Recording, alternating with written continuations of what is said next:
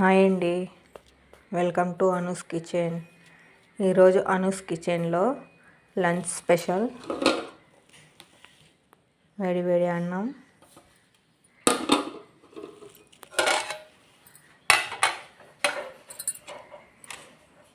దోసకాయ టమాటా పప్పు,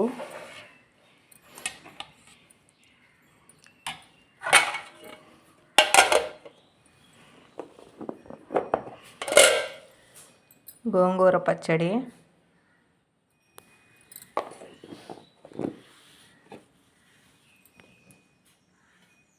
వంకాయ కర్రీ,